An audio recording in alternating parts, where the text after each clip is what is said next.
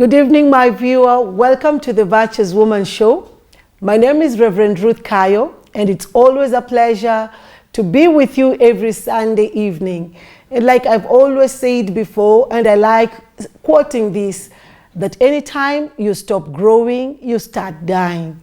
And in the Virtuous Woman Show, we bring women that have gone through different experiences in life that will be able to sharpen us so that we grow and get to the next level that the Lord has ordained for us. I want you to imagine this. You were once married, then your husband goes to be with the Lord. Have you ever thought what a widow goes through, how the children are taken care of, what they go through?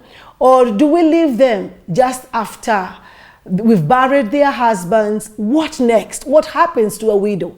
That's the question today. What happens to the widows after their husbands are dead and buried? And this evening and afternoon, I have one of us. She's a friend of mine that I've known for so long, and I've walked a journey with her. And today she's here to narrate to us about the plight that a widow goes through and how best we can support widows in our community. Her name is Esther Wagura, and she's here to bless us this evening. Please call a friend. Ask your friends to tune in. Let them share the broadcast if you're watching it from the phone. And comment, like, and let us know where you're watching us from and how this particular episode is impacting your life. And let me say this, if you know of a widow somewhere, this one will be very helpful to them. Call them and let us support them in Jesus' mighty name. Karibu kwa show, Esther. How have you been? Asante sana, Reverend. And good evening, my viewers. I have been well. Yes. I thank God. Wonderful. And I thank God to be here this evening. Wow. How was your trip from Nairobi? It was a good one. We cannot complain. God has given us journey mercies. We and thank has God. protected us up to Nakuru. So we thank Him. We bless the name of the Lord. Yes. Welcome to the show. Thank you. We are so happy to have you. Thank you so and much. And more so to, for you, because you've allowed yourself to be used by God Sure. to encourage a woman, to walk with them, True. and to help us understand Sure. the plight that a widow goes through. True. And how best we can support the widow. True. But before we kick off, Esther, we would want to know what happened to your husband? What took him home? All right. It was a journey I had walked before with him. Unfortunately, he was sick. And when he was seeking the medication, I think the disease had already graduated. Okay. Because after he went to the hospital and diagnosis was done. It's then now we realized he had a pancreatic cancer stage 4. Oh. So that is what took him home. Yes. How was the experience? For how long was he sick? Reverend, I always say cancer is so demonic. And it is a sickness that I would not wish anyone to go through, even my greatest enemy. Because he was sick for 2 years, 2 months, and it was not an easy journey. Because one, that sickness really drained you psychologically, emotionally, financially. And I remember the work was not an easy one. Because at some point, at stage 4, there is nothing much they could do. They were only managing it. And I remember at some point now he could not do anything.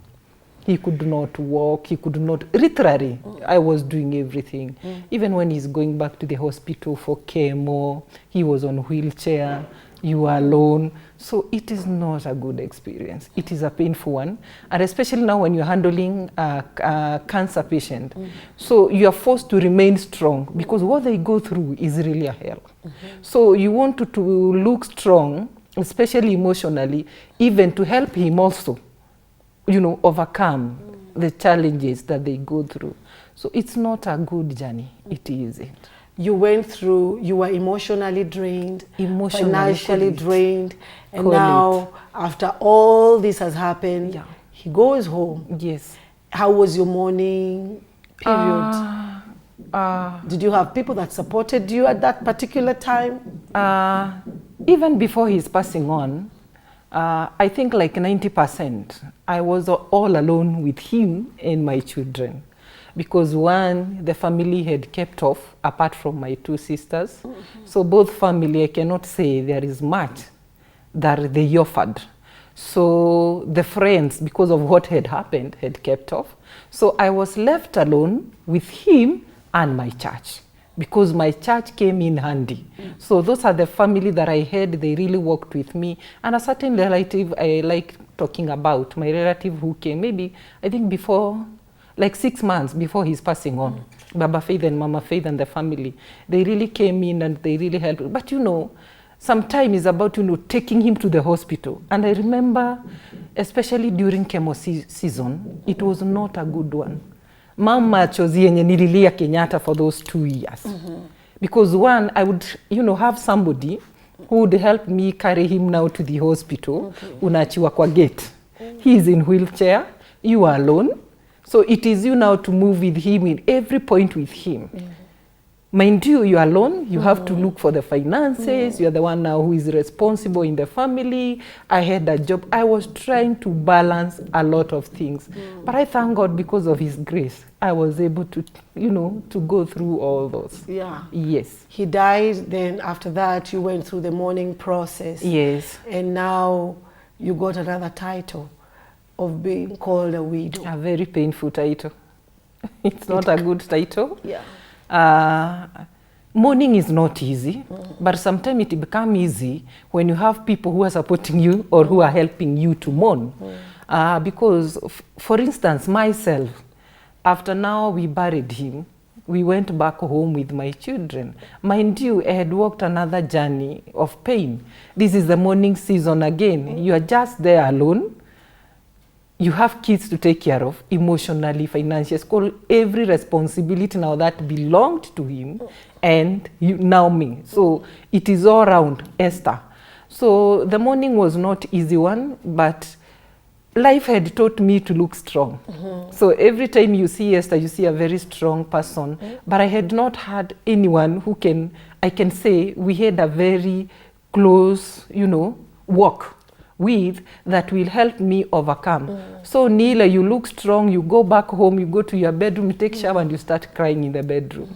So it has never been easy, but with the time, as they say, it's the best healer. I find myself overcoming daily. Yeah. What about the people that came in to support you? Or do you think the society was able to support you, or the church was able to support you, or your family? How was your experience with this, with the society, with the family, and with the church? Now, if I talk of the family, like my two sisters, Josephine and Jane, they have been there for me. But sometimes when you lose a loved one, it is not easy for people to understand you. So, and when you don't understand me, Mom, you won't be able now to help me. Very true. You won't be able the things, the internal things that I'm suffering from, and especially somebody like me who has been staying strong. People will think Esther is strong. When you look at me, maybe you look at the kids, you know, from the outside. You will see somebody who is very well, you know, well, but internally, I can tell you, Mom, you know, you are just breathing.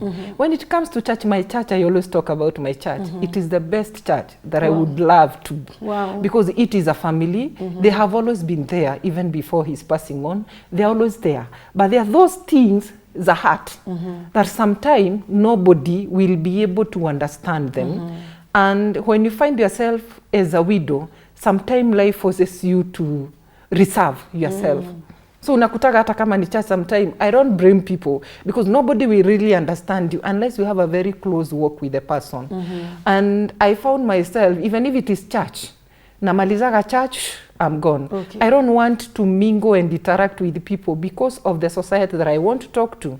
And nowadays I'm talking so much about the society, because if there are people that are really making widows go through pain, or they delay them from overcoming, is the society. Because the moment before we become, get to the society, Esther, yes, I don't want us to miss this particular point, because this is important. Yes. Most of the people say that people didn't understand me. These people didn't understand me. I know you've talked about the church, Yes. how the church came in and helped you. Amongst most, I hear most widows say, my mom is one, so I've had her have an talk. experience. I have an experience. Most of the times you'll hear widows saying, no one was there for me, no one walked with me. In fact, these people, I felt lonely. For your case, Esther, okay, I don't know if it's the church, who would you say was there for you?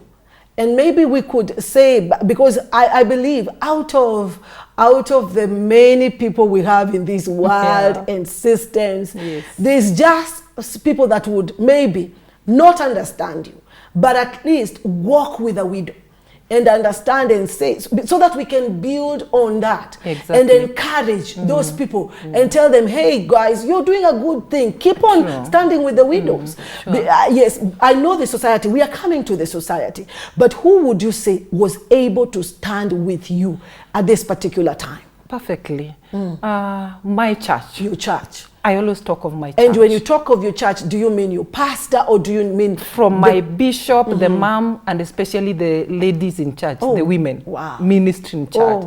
They have always been there, and especially now Mrs. Bishop.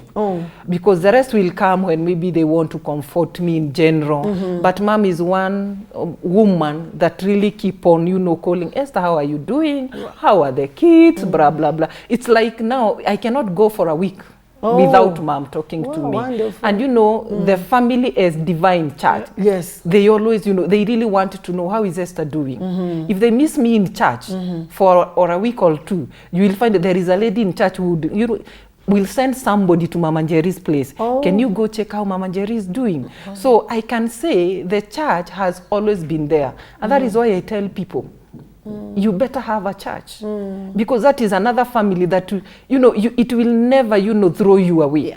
Families, yes, they are there, but I'm telling you, it's hard to find a family standing with you. And I remember now to Atubu, Reverend, because when you go for burial, you will hear people talking and giving speeches. And I remember, I can give an example with me. I remember one of my aunt, aliamka akasema, don't ask me from which family. Akasema, and it was so painful to me because I could capture immediately. She said, tumeachiwa Njehia ameacha watoto. So there is nowhere Njehia aliacha bibi. And it is so common in burial, watu wakisema tumeachiwa watoto, tutakuwa tunawaangalia. But after that, nobody remembers you. You will never see anyone. So we better stop saying that, because bingu huwa zinasikia. So you will be accountable before God. So you find after burial, there is rarely will you find people who will come, stay with you for a week.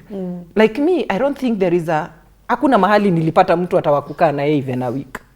People came and people left. Exactly. During burial times, like in the African setting, people flock. Mnachanianga kwa. They come and they stay with you in the home. Then after that, they just go. And that is where now the pain starts. Because after now you bury him or her. The loneliness comes in. And what do you think? What do you think makes people talk? People talk like we will tutakuwa hapo, tutakuwa support. And why is it that they don't honor their word? Is it that people get busy with their lives? Maybe we are judging them too much, or what do you think is the reason that I think it is so bearing? I think it is debatable, because one, from my own thinking, one, people are busy with their own things. People have their own battles that they are fighting. Sometimes they won't get time for Esther because they have their own things they are fighting. Because after maybe the burial, something has happened. Maybe their father is sick or something. Again, I can also talk of the relationship. If now maybe the relationship between you and the family was not a conducive one. Maybe it was a toxic environment. And they are not there to tell everybody who came for that burial there was something. They would like to talk positively just to cover up everything. But if you go deeper, the relationship was not conducive.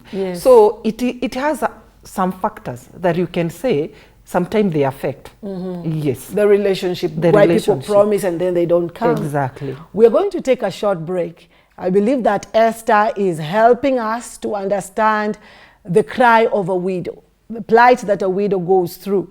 And now when we come back, we are going to see and get to understand this thing that widows talk or single ladies talk about, and they say, hey, when you become single or you become a widow, anytime they see you next to somebody, they say that you want to take my husband.